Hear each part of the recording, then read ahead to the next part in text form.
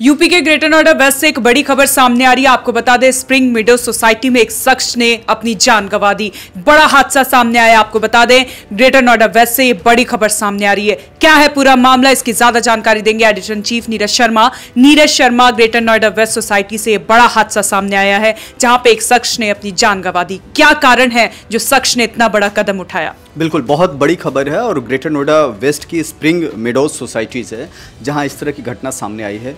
विकास नाम है उस शख्स का, और जो ओएनओजी को जो सूत्रों से जो जानकारी मिली है साक्षी, उसके मुताबिक अभी 4-5 महीना पहले ही विकास की शादी हुई थी और वो पत्नी के साथ लगातार, जो जानकारी सामने आ रही है कि लगातार उसका विवाद चल रहा था।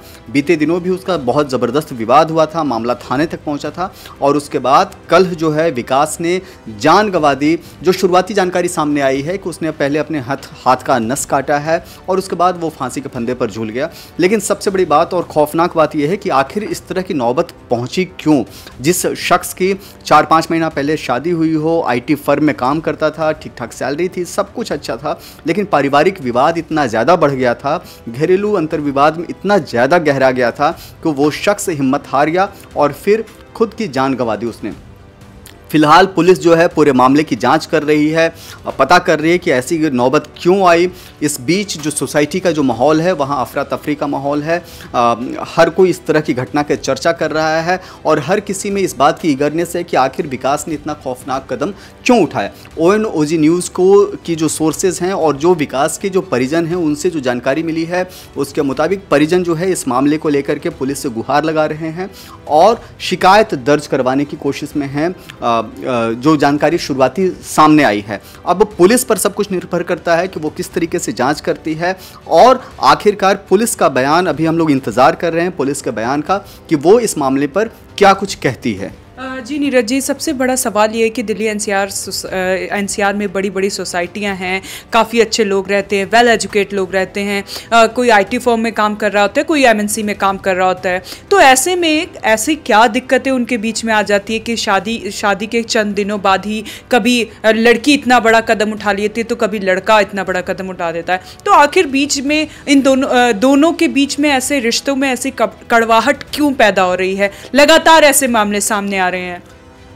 देखिए साक्षी, मैं इस बात का एक्सपर्ट तो नहीं हूँ कि क्यों कोई इस तरह का कदम उठाता है, लेकिन हाँ अलबत्ता मैं ज़रूर इस बात की जानकारी दे सकता हूँ कि हाई राइज अपार्टमेंट्स में इस तरह की घटनाएं ख़ासतौर से बढ़ी हैं बीते कुछ दिनों से।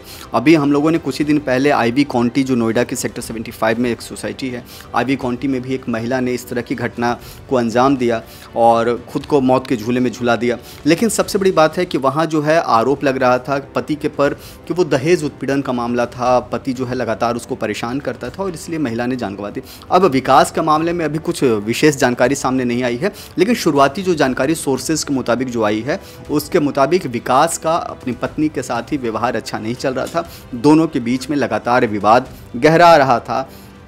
और जैसा हमने पहले बताया कि मामला थाने तक पहुंच गया था, पुलिस तक इस बात की जानकारी थी और उसके बाद अचानक से विकास ने इतना खौफनाक कदम उठाया।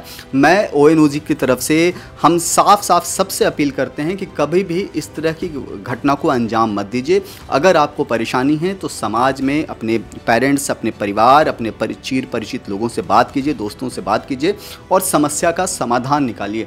जान गंवा देना कभी किसी भी चीज़ का सॉल्यूशन नहीं हो सकता। तो ओएनओजी न्यूज़ एक जिम्मेदार न्यूज़ चैनल है और हम सभी लोगों से अपील करते हैं कि इस तरह की कभी भी किसी भी घटना को अंजाम आप खुद से ना दें। काउंसलिंग कीजिए, काउंसलिंग करवाइए। अगर कहीं कोई परेशानी है तो आपस में एक दूसरे से चर्चा कीजिए, बातचीत कीजिए।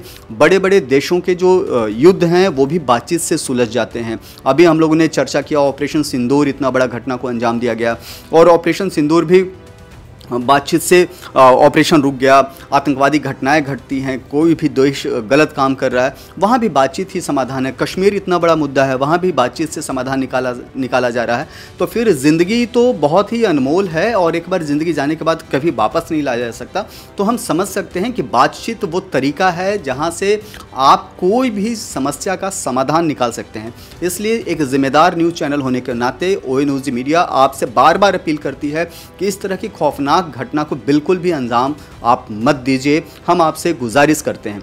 रही बात साक्षी की क्यों इस तरीके से युवाओं में इस तरह का चीज़ देखा जा रहा है, तो बेसिकली आजकल वर्क प्रेशर तो है ही, साथ ही साथ अगर परिवार में कलह होता है तो कई बार युवाओं में वो परेशानी झेलने की ताकत खत्म हो गई है। और इसीलिए हम कह रहे हैं कि काउंसलिंग की ज़रूरत है ऐसे युवाओं को, जो लोग अकेले रहते हैं, ख़ासतौर से परिवार से दूर रहते हैं, तो ऐसे लोगों को तो बिल्कुल ही साथ में रह करके कुछ इस तरह का काम करना चाहिए ताकि आपसी विवाद कम से कम हो, और अगर विवाद बढ़ता भी है तो उसको बातचीत के रास्ते सॉल्यूशंस निकाला जा सके। जी नीरज जी, आपने ये बहुत बड़ी बातें बताई, बहुत बहुत धन्यवाद आपको। तो आपको बता दें, अगर आपके पार्टनर और आप में कुछ भी अनबन है या फिर विवाद है तो उसको कम्युनिकेशन से सुलझाइए, टाइम दीजिए और काउंसलिंग कीजिए और कॉन्फिडेंट होकर अपनी लाइफ जीजिए। तो देखिए, ये बड़ा हादसा सामने आया है स्प्रिंग मीडो सोसाइटी से, जहां पे एक शख्स ने अपनी जान गंवा दी। पल पल की अपडेट आप तक पहुंचाते रहेंगे, आप बने रहें हमारे साथ और देखते रहें one nation one group news.